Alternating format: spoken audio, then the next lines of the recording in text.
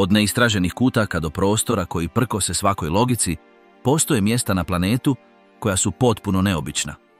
Neka se nalaze u udaljenim područjima, a druga unutar naseljenih područja, ali sva predstavljaju jedinstven način postojanja. U nekim slučajevima okoliš se mijenja zbog neobičnih prirodnih uzroka. U drugima je iznenađujuće kako su vrijeme, klima ili ljudska intervencija promijenili mjesto.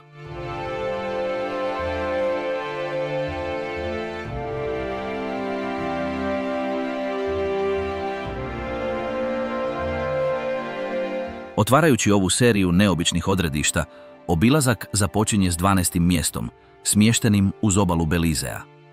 Lokalitet je poznat kao velika plava rupa, savršeno kružna, duboka podvodna formacija koja oštro kontrastira s bistrim vodama koje ga okružuju. Iz zraka njezin tamni obris lako je vidljiv usred oceana, nalik pukotini na morskom dnu. U stvarnosti, to je prirodna vrtača nastala geološkim procesima koji su se dogodili tijekom posljednjeg ledenog doba, kada je razina mora bila mnogo niža. Kada se špilja tamo potopila, ostala je ova vertikalna rupa koja danas privlači istraživače, ronioce i ljubitelje prirode.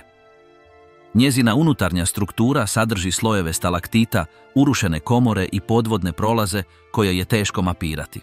Većina posjetitelja ovog mjesta to čini turističkim brodovima koji se zaustavljaju uz rub. Samo nekolicina roni kako bi promatrala unutrašnjost. Voda unutra je toliko gusta i stabilna da zadržava jasno diferencirane slojeve i po temperaturi i po slanosti. Ova jedinstvena značajka omogućila je njegovim dubinama da ugosti ekosustave koji ostaju izolirani od vanjskog morskog okoliša. Tamnoplava boja koja mu je dala ime duguje se ekstremnoj dubini središta, koje intenzivnije apsorbira svjetlost od plitke okoline. Iako je okružen koraljnim grebenom, rub rupe ima trenutni pad koji stvara upečatljiv vizualni efekt. Njezin savršeno definiran oblik nije proizvod ljudske intervencije, već izravna posljedica prirodnog urušavanja stropova špilja. Lokalitet su proučavali znanstveni timovi koji su nastojali razumjeti kako su se te strukture formirale u drugim dijelovima planeta. Međutim, kombinacija preciznog oblika, tamne boje i udaljenog položaja od obale čini ga jedinstvenim među poznatim morskim vrtačama. Vertikalni pad od površine do dna prelazi 120 metara. Ova dubina, zajedno s jasnom vidljivošću obrisa, stvara sliku koja se čini stranom prirodnom okruženju. Iako postoje i druge slične rupe u svijetu, nijedna nema proporcije, izolaciju i simetriju koju ova predstavlja. Krećući se prema točki broj 11, staza mijenja krajolik i nalazi se u unutrašnjosti zapadne Kanade. U polupustinskom području, blizu Osoyosa u Britanskoj Kolumbiji, pojavljuje se plitka vodena površina koja se vidljivo transformira tijekom ljetnih mjeseci. Ovo je Spotted Lake, jezero bogato mineralima koje, kada površinska voda djelomično ispari, otkriva kružne uzorke različitih boja. Svaki od ovih krugova sadrži zasebnu kombinaciju minerala poput magnezijevog sulfata, kalcija, natrija i drugih prirodnih spojeva. Boje variraju između nijansi žute, zelene, smeđe i bijele, ovisno o udjelu otopljenih elemenata u svakom području. Ovaj fenomen događa se prirodno bez potrebe za vanjskom intervencijom. Ono što se čini kao normalno jezero tijekom dijela godine, tijekom sušne sezone postaje mozaik čvrstih krugova odvojenih tankim slojevima vode ili blata. S tla površina izgleda neravno i sjajno. Iz zraka geometrijski uzorak postaje očitiji. Ovo mjesto lokalne autohtone zajednice dugo smatraju svetim, smatrajući ga izvorom ljekovitih svojstava. Iz tog razloga pristup je ograničen i zaštićen, iako se može promatrati s obližnje ceste. Sastav vode u prošlosti se koristio za osnovne terapijske tretmane, iako je njezina komercijalna upotreba obustavljena radi očuvanja okoliša. Lokalitet je okružen suhim brdima i rijetkom vegetacijom, što naglašava kontrast s intenzivnim bojama koje se pojavljuju na površini jezera. Istraživači koji su uzorkovali čvrste naslage u svakom krugu dokumentirali su značajne varijacije čak i među obližnjim formacijama.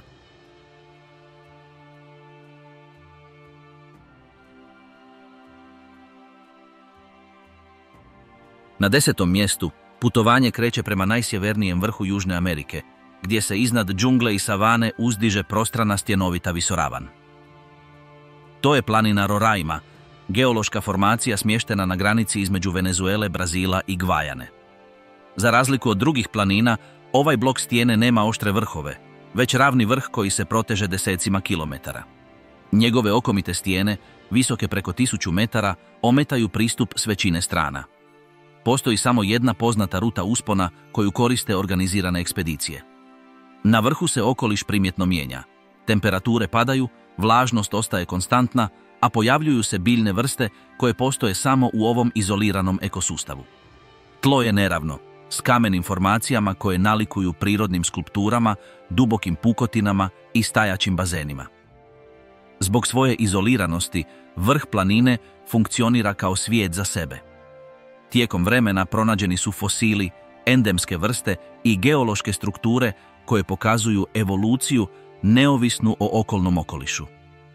Kiša često pada, tvoreći slapove koji se spuštaju s ruba i nestaju u nižoj vegetaciji. Ovi slapovi, vidljivi s kilometrima udaljenosti, označavaju kontrast između visoke visoravni i guste džungle koja je okružuje. Tijekom dana, magla ponekad prekriva vrh, što otežava orijentaciju i naglašava osjećaj boravka u potpuno odvojenom okruženju. Iako postoje zapisi o usponima koji datiraju još iz 19. stoljeća, tek su u posljednjim desetljećima organizirani kontrolirani posjeti u turističke i znanstvene svrhe. Teren na vrhu ima područja s kiselim bazenima, mesoždernim biljkama i mahovinama, prilagođenim nedostatku hranjivih tvari. Šetajući ovim prostorom, primjećujete razliku u odnosu na druge tropske nadmorske visine. Ovdje nema visokih stabala, nema velikih životinja, nema označenih staza. Cijeli okoliš sastoji se od stijena, vode, magle i niske vegetacije. Unatoč negostoljubivom izgledu, lokalitet i dalje proučavaju biolozi i geolozi koji žele razumjeti kako su nastali ovi visoravni poznati kao tepuiji. Obilazak se sada spušta u južnu regiju istočne Europe, gdje je tehnološka katastrofa cijelo područje pretvorila u krajolik zamrznut u vremenu.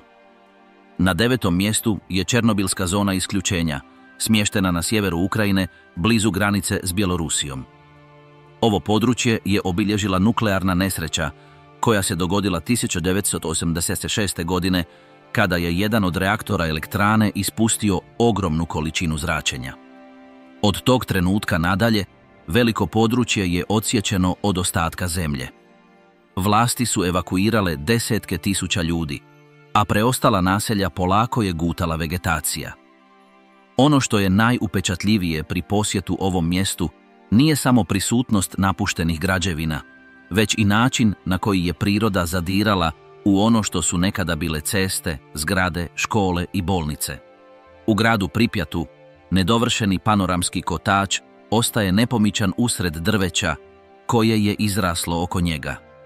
Namještaj ostaje unutar stanova, ploče još uvijek sadrže natpise, a igračke ostaju na podu, kao da je vrijeme iznenada stalo. Iako se zračenje još uvijek zadržava na nekim mjestima, područje je otvoreno za kontrolirane posjete. Posjetitelji se susreću sa složenom slikom, neobrađena polja, kuće napola skrivene korovom i divlje životinje koje slobodno lutaju. Šetajući praznim ulicama, uočava se mješavina napuštenosti i prirodne reorganizacije.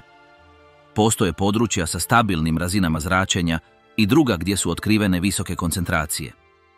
Znanstvenici i dokumentarni filmaši pratili su kako su se određene biljne i životinjske vrste prilagodile, čak i u nepovoljnim uvjetima. Područje ostaje laboratorij na otvorenom za dugoročne učinke zračenja na ekosustav.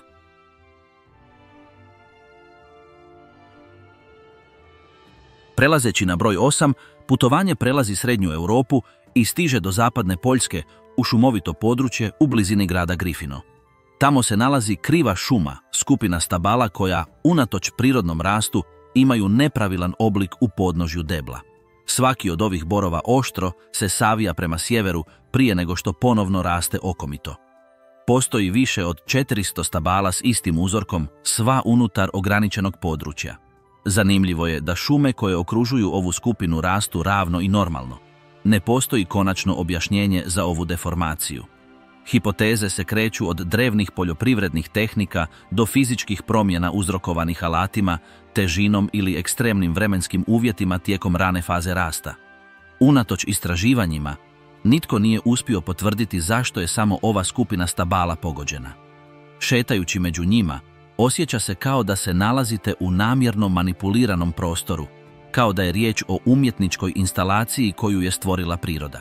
Međutim, sve ukazuje na to da se ova deformacija dogodila u vrlo ranoj fazi i kasnije postala stabilna.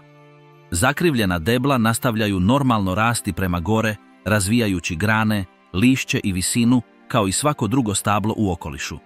Ova kombinacija strukturnih promjena i normalnog biološkog razvoja stvara vizualni efekt koji intrigira posjetitelje i stručnjake. Tijekom zime oblik krivulja postaje izraženiji, a kada padne snijeg, kružni dizajn u podnožju svakog debla je naglašen. Nema mehaničkih elemenata ili tragova nedavne intervencije.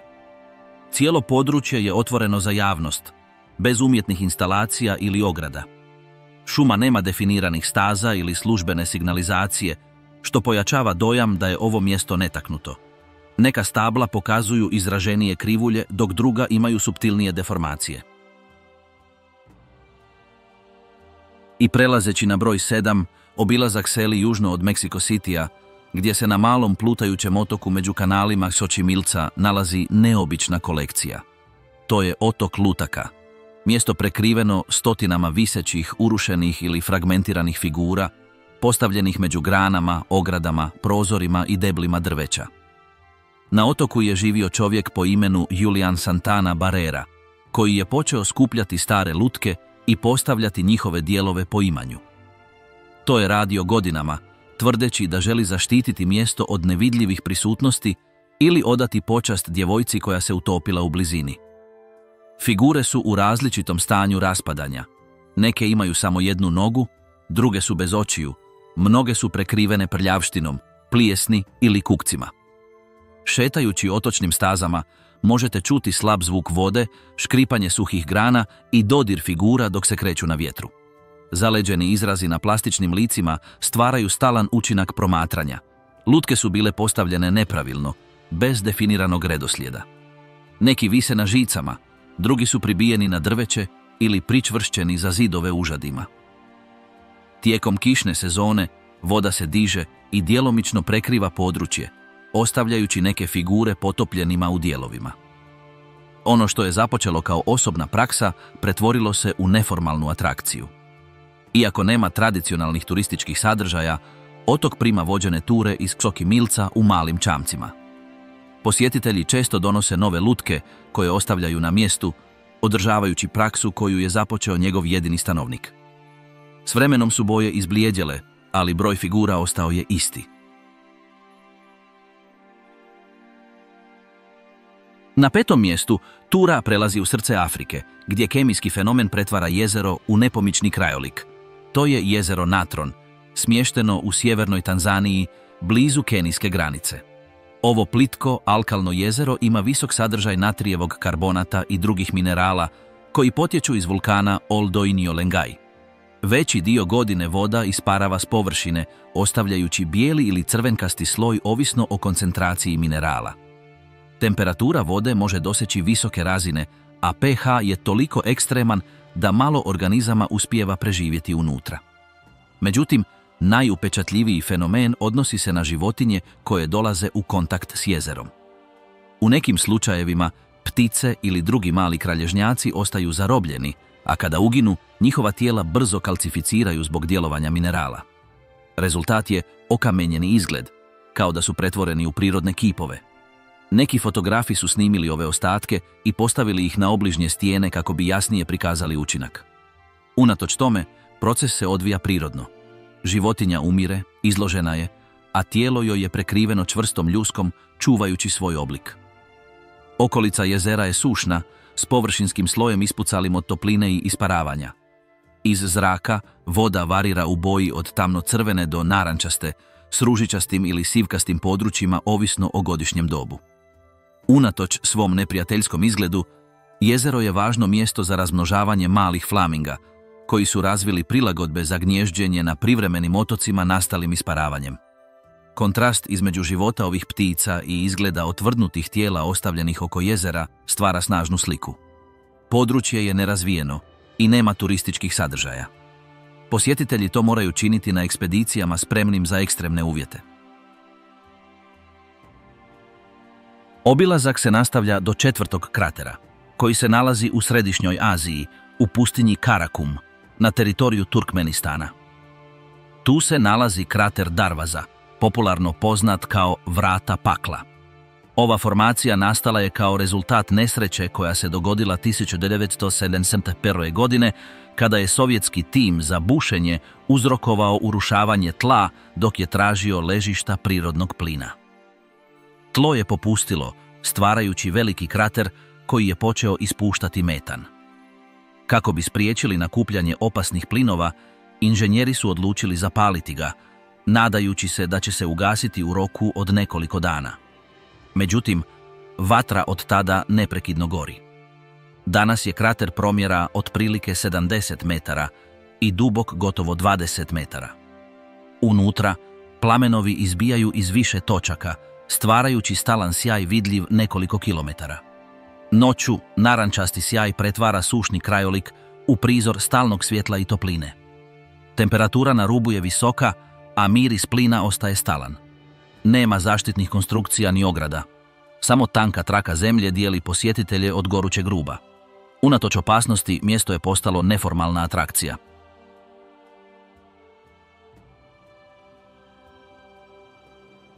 Na 3. mjestu tura se spušta u pariško podzemlje, gdje mreža tunela sadrži milijune ljudskih ostataka. To su pariške katakombe, struktura sastavljena od mračnih prolaza koji sadrže milijune ljudskih kostiju. Izvorno su se ovi tuneli stoljećima kopali kao kamenolomi, ali krajem 18. stoljeća počeli su se koristiti kao kosturnice. Grad se suočavao s problemima prenapučenih groblja, te je odlučeno da se posmrtni ostaci premjeste u ovaj podzemni sustav. Kosti su bile složene na uređen način, tvoreći stupove, zidove i geometrijske uzorke. Šetajući prolazima, primjećuju se precizno poredane lubanje, bedrene kosti poredane u redove i simetrične strukture izrađene isključivo od ljudskih ostataka.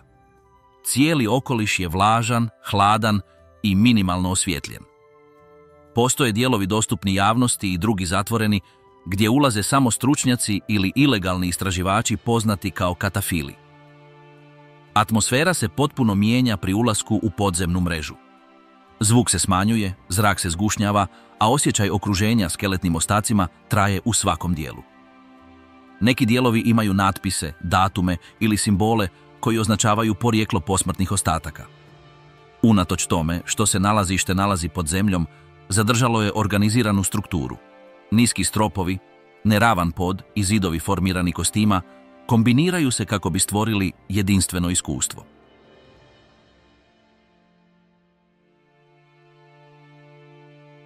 Kako se približavamo kraju popisa, 2. mjesto preusmjerava našu pozornost na Japan, na šumovito područje smješteno u podnožju planine Fuji.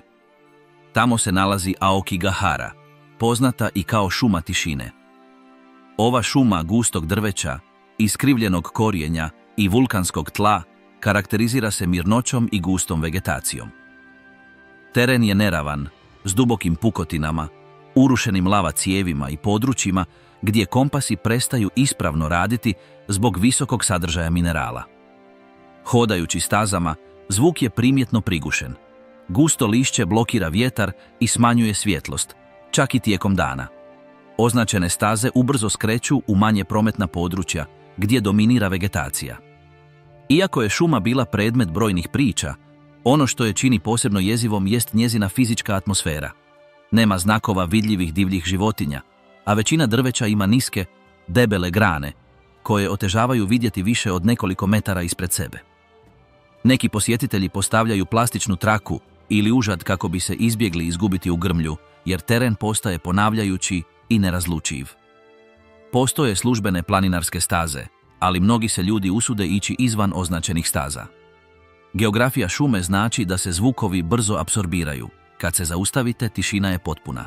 Nema ptičjeg pjeva, nema tekuće vode, nema šuštanja lišća. Površina tla prekrivena je debelim slojem korijenja, mahovine i biljnih ostataka. Neke prirodne špilje nastale vulkanskom aktivnošću ostaju skrivene među drvećem. Konačno, mjesto broj 1 nalazi se u srcu Senegala, u zapadnoj Africi, gdje se jezero ističe svojom bojom koja prkosi svim očekivanjima. To je jezero Redba, poznato i kao ružičasto jezero. Na prvi pogled voda izgleda tamno ružičasto, posebno vidljivo za sunčanih dana.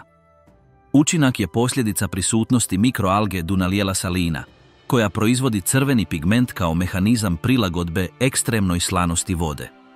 Jezero sadrži koncentraciju soli usporedivu s onom u mrtvom moru, što spriječava preživljavanje mnogih vrsta.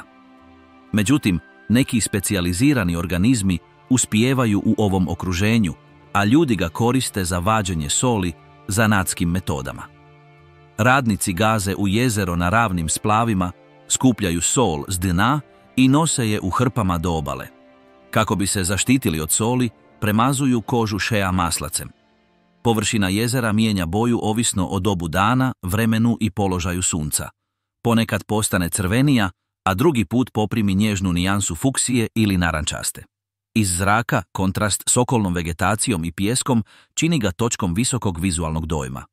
U okolici nema industrijskih zgrada ni teških strojeva. Kombinacija ekstremne slanosti, intenzivne prirodne pigmentacije i ljudske aktivnosti daje jezeru Redba jedinstvene karakteristike. Vađenje soli oblikovalo je ne samo krajolik, već i lokalno gospodarstvo. Ali ono što ga čini uistinu neobičnim jest njegov vizualni izgled, koji prkosi očekivanjima o tome kako bi vodena površina trebala izgledati. To je jezero koje se čini umjetnim zbog svoje boje, ali je potpuno prirodno. Spoj bioloških fenomena, tradicionalne aktivnosti i mineralnog krajolika rezultira jednim od najneobičnijih mjesta koja postoje. Nakon istraživanja svih ovih prostora koji prekidaju uobičajeno, postaje jasno da planet sadrži oblike, boje i strukture koje se ne uklapaju u poznate obrasce. Oni su tu, provjereni, i još uvijek uspijevaju iznenaditi onim što otkrivaju bez potrebe za prisilnim objašnjenjima. Koliko ih je još neviđeno? Još.